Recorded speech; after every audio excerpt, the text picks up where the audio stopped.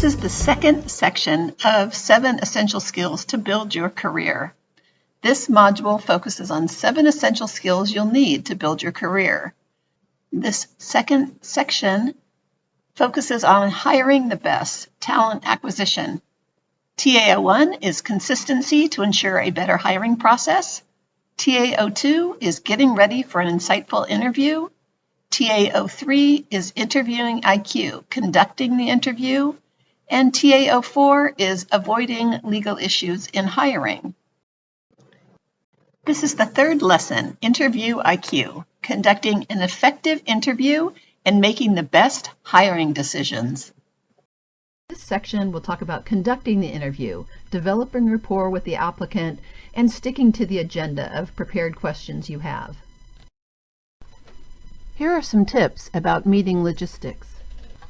Make sure that the location you select for the interview has a certain amount of privacy, and be sure you turn off your phone so you aren't interrupted. No one can be effective in back-to-back interviews all day long. You need to be able to pace yourself and begin each interview with a fresh perspective. For that reason, consider these suggestions. Don't schedule too many interviews in one day. You won't get your other work done and you won't be fresh for each interview. Don't do interviews back-to-back. It's degrading to the applicant to be treated like one of many in the process and makes it seem like a competition. So try to schedule some time between your interviews to ensure that you have a break as well.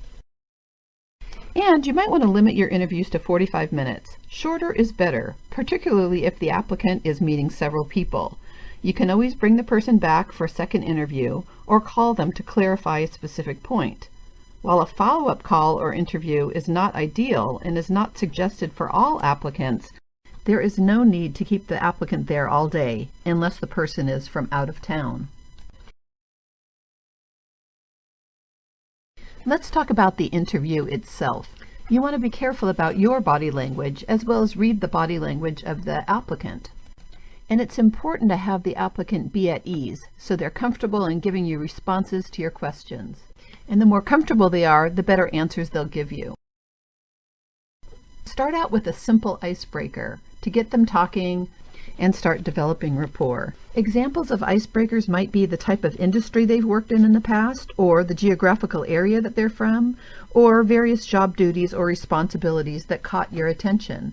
There are 3 advantages of this approach to small talk. First, applicants will be put at ease when they begin discussing their own background. Second, the interview begins quicker and you have a chance to find out more about your applicant earlier in the interview. And third, applicants will be pleased that you remembered something about them and therefore will be more likely to trust you. This increases your chance of getting revealing, honest answers. Note that small talk can open an employer's door for potential problems by revealing information that cannot legally be used in the hiring process.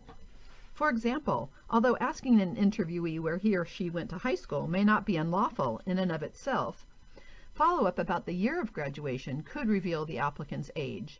If the applicant is over 40 years old, he or she may feel that any decision not to extend an employment offer was based upon unlawful age discrimination.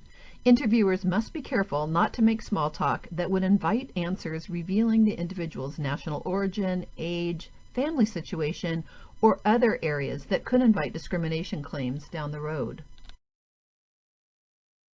To get the interview started, introduce yourself and your role, and anyone else who is participating in the interview. Introduce the main points of the job without giving away exactly what you're looking for. Some things that you might want to say to kick off the interview include stating, "I have a list of questions and I will ask the same questions to each and every applicant. And after my questions, I'll give you the opportunity to ask me a few questions." The interview should last about 45 minutes. If you're ready, let's get started. This way the applicant knows what to expect. Here are some points you want to keep in mind while conducting the interview. First of all, you're in control, so stick to your agenda. Listen and allow the applicant to answer and elaborate.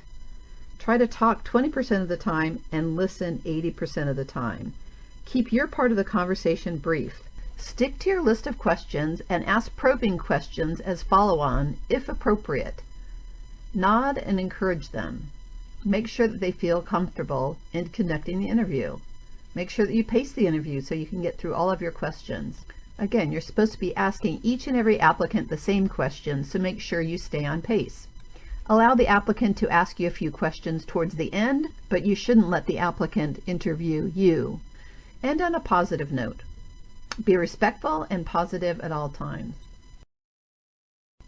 Some of the things you don't want to do is to ask personal questions. Again, if you stick to your agenda, you won't have any problems veering off course. Also, suspend your judgment. Don't allow superficial impressions to influence your decision. Don't make any promises about a job. Don't ask the applicant when they can start. They may interpret that as getting the job. And also make sure that you're not asking any possibly discriminatory questions. A few more reminders. Don't cross-examine or interrogate the person. Stick to your list of prepared questions that are simple and straightforward, and avoid asking any irrelevant questions. If you have your list of questions prepared in advance and stick to it, you should have a good, well-planned out interview. If you've reached the end of your interview agenda, you're ready to wrap the interview up.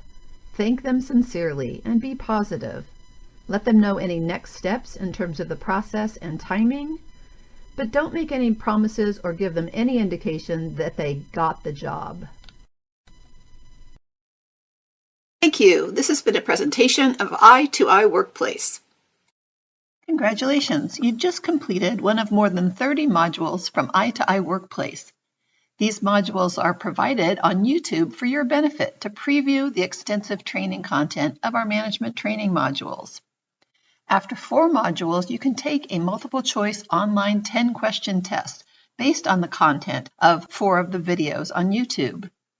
There are tests available for team leadership, interviewing and hiring, talent management, performance management, communication, efficiency, and customer service. You'll earn a certificate of completion. For only $9.99, you can document your management success. Go to i2iworkplace.com/store, pay $9.99 for each module, and you'll get a link to the certification test. For more high-impact, low-cost training, follow I2I Workplace on LinkedIn and YouTube. Or visit our website at www.i2iworkplace.com. Thank you.